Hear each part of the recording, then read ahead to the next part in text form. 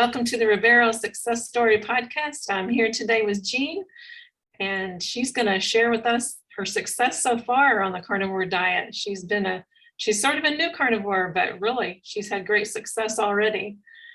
And I'm Tracy, your host. So let's say hello to Jean. Hi, Jean. Hey, Tracy. Thanks for having me. Thank you for coming. Can you begin by telling me what was your life like and your health conditions prior to coming to a carnivore diet? Okay. Well, I have a long history of dieting. I've always had trouble with my weight. I think a lot of people can relate to that. I've been overweight since I was a kid, probably starting about kindergarten or so, kind of a chubby kid. Never really understood why. And then as a teenager, I sort of got to like mostly a normal weight, but I was always sort of struggling. And I also had a lot of, my dogs are going crazy. I also had a lot of issues with anxiety and depression. Again, I did not realize this until later on. So Maya. So yeah, I would say my health was so-so in those parts of my life. Again, struggled with my weight in my 20s and 30s. Didn't have any major conditions except depression and anxiety. But those were pretty significant. Like I would have a lot of seasonal problems, seasonal affective disorder. And I was always struggling with my weight. I'm 5'4". I was usually around 140. Sometimes I get up to 160. That's supposed to be normal, but I was always like, I feel like I'm overweight. Like I'd always have a lot of fat in my belly. And so anyway, I would just describe it as a bit of a struggle. And then when I was 40, I'm 56 right now, by the way. When I was 40, I was diagnosed with, it was a rough year. I had a herniated disc in my back, couldn't walk for a while. Then I was diagnosed with thyroid disease, which at first it was just like, I'm really tired, and I just gained 10 pounds in like 3 months. I don't know what's going on. Went to my doctor. They said, you have Hashimoto's thyroiditis. It's no big deal. You take this pill, levothyroxine. And that takes care of it pretty much. So I'm like, okay.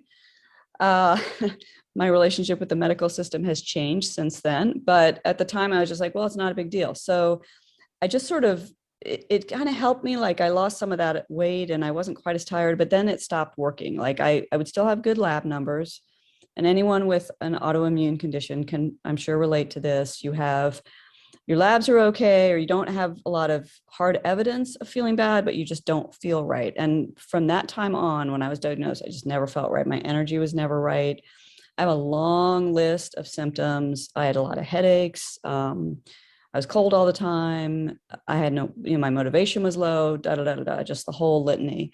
So then I got kind of serious in my late 40s about my health because I went into perimenopause. And so I couldn't sleep like at all. I was getting 4 to 5 hours of sleep a night. This went on for a year. I had hot flashes all the time. I was like, okay, that's it. I'm not messing around. So I cut out sugar completely, started to exercise a little, felt a little better, still couldn't sleep. And finally, I just sort of had it. I was just so stressed out. I tried going back to like a low fat diet. It didn't work. So I went on this is when my health journey started. So I will get to carnivore at some point here soon, but I went online to look up thyroid disease, which I don't recommend to anybody because it's crazy out there. But there's a program I started doing that kind of focused on balancing your blood sugar. And I followed that, and the diet was a little weird. You're drinking a lot of orange juice. You ate like 5 meals a day, and it sort of helped me a little, but my triglycerides like went through the roof from all the orange juice and the sugar, and I was eating a lot of dairy products. So it didn't really work. So, okay, I'm like, all right, I feel a little better. That didn't really work. And then I came across a little while later, this is just a few years ago, the autoimmune protocol, a couple years ago. And that's essentially a diet that it's very similar to Whole30. It cuts out dairy, all grains, sugars, nightshades, nuts and seeds, a lot of stuff. But I did it supervised. I had an online coach and did that for a year. I lost a little weight, got down to about 120, which was really nice. So, because I wasn't like, it wasn't a problem. But it didn't really help me that much. Like my labs didn't really change. And my doctor was like, yeah, they're a little better, but I would have expected more. So I don't know. I was real strict with it. And then I would say maybe 3 or 4 months ago, I started reintroducing some foods on AIP because you're not supposed to stay on it for life. You're supposed to like get some of those foods back in. So I started eating potatoes again and rice, white rice. And shortly after that, I noticed I didn't necessarily feel worse, but I just would eat more of those foods than I wanted. Like I would end up, it wasn't just like I had a potato every now and then. I'd have a potato every night for dinner. And if I had rice, I would have a bigger serving next time. And finally, I was like, that's it. I'm going to go keto because I know if I go keto, then I'm not going to have a lot of carbs and that will help me like with some sanity. So I did that for like 3 days. In the 3 days that I was on keto, I was doing a lot of research online. I came across, and this kind of answers the next question, like how I found carnivore. I came across ShawnBaker. I think some videos by Dr. Barry is pretty entertaining. And then it really was Michaela Peterson's videos that I found just really interesting because she had been so sick for so long as a kid that I was like, wow. And she had to get so strict on her diet. She was all the way down to just beef that I was like, wow, can you live that way? Is that possible? And then I was like, all right, well, I'm going to try it. So I went ahead and got rid of everything except meat, basically. This is at the beginning of October. And yeah, so that's kind of where my health was at before. I still had the thyroid disease. My labs still showed high antibodies. My TSH was like 10. Still had a lot of the symptoms. My sleep is still not that great. Lots of headaches, big time headaches. So that's kind of where I was at. Okay, so your keto diet didn't last very long before you decided to, and you found out about carnivore. That's Yeah, really cool. That's really cool. yeah. I'm a veteran of the diet wars. It's like I kind of know what's out there, and I'm like, well, wait a minute, this seems better. Carnivore seems like a better option, so I just went straight to that. Awesome. So Jean, how did your conditions change after you went carnivore? Well, I'm kind of an interesting case because when I decided to go carnivore, at first I was like, well, am I going to be able to do this without being afraid that I'm not getting enough nutrients? So I discovered Paleo Medicina, which is a clinic in Hungary, which I'm sure a lot of carnivores know about. And they will supervise you and give you feedback. And it's like 2 weeks of close supervision. So I set up a meeting with them, and it does cost money, unfortunately, but they've got to make a living. So anyway, I did that, and that was really, really helpful for me. I mean, just as the way I am. I was always like amazed by how Michaela Peterson was just like, yeah, I just started just eating beef, and she had like no guidance. And I'm just like, yeah, that's not me. So anyway, they monitored me for 2 weeks straight, and I started it about 2 weeks in. So I was just getting past that rough phase where you have the keto flu and everything. And every day I would report how many grams of food I ate. I would get my fat ratio just right. Every 100 grams of meat, I'd have 35 grams of fat.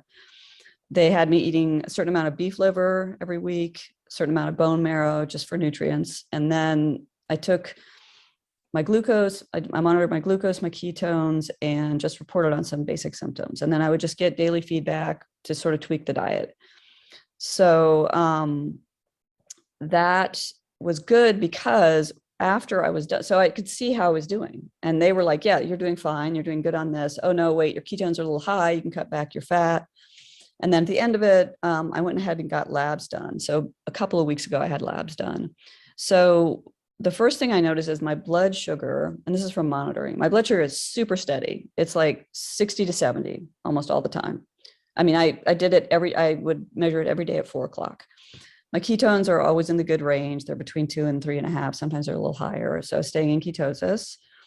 About 10 days into the diet, I was still having headaches, like really bad headaches. I had terrible headaches at the beginning, like the first 2-week transition, and I was still having them. And I said to the doctor, I'm just like, I just do anything to get rid of these headaches. She's like, you're eating too much food. Cut back to this many grams. And I've got to say, I've had these headaches for decades. They seem to be gone because I think it never occurred to me it could be from overeating. So that is like a miracle right there. If I get nothing else out of this, just not having headaches, because I would get them they would last for like 7-8 days every day. I'd get them like every 6 weeks, every 2 months. So it was bad. So those are gone. So how much were you eating? How much were you eating then? Well, I was eating about 400 grams of food a day, which is about 14 ounces. That's fat and meat. But I had a couple of days where I went up to like 500. I don't need to eat very much. I eat twice a day. I don't, if you give me like a 10 or 12 ounce ribeye, that could be my meal for the entire day. So I was like, okay, I'll eat less, no problem. So that, and then what else did I have? Oh, I've lost weight. I didn't need to lose a lot of weight, but I've lost about 10 pounds. I'm about 110 right now. I would say those are, yeah, pretty much, those are the health gains. And then on the labs, also my TSH, which the thyroid stimulating hormone, which is kind of what they test to see how you're doing with Hashimoto's. So it was back in August, it was 10 and it's at 5.8 now. And that's also a big deal because it's usually been around 10. It hasn't gone down. And the rest of my labs looked really good. My HDL and triglycerides are awesome. Like my HDL, I think is like 93 and the triglycerides are 87 or 90. They're very similar. So yeah, I've had really good results. Wow, you sure have an incredible amount of results in this short amount of time. So can you give me an idea of what you eat in a day now? Sure. I'm sticking with lamb and beef. According to the way that I was trained with paleomedicina, they said any ruminant animals are fine. But the problem, they said, is that a lot of pork in the US is not that great. Even when you try to get all natural pork, because I get all my meats from US Wellness Meats, they said, no, you gotta be real careful about pork. So I'm still trying to find pasture raised pork. So I eat those 3 things. I eat twice a day, usually about 10 and 5. And I mean, I'll try to keep my ratio, but every 100 grams of like lean meat, about 20 grams of added fat, which I usually use bone marrow because I'm supposed to eat a certain amount of that. And it's pretty tasty. It's like butter. And then I have liver, probably 4 or 5 days a week, beef liver, and some salt, some water.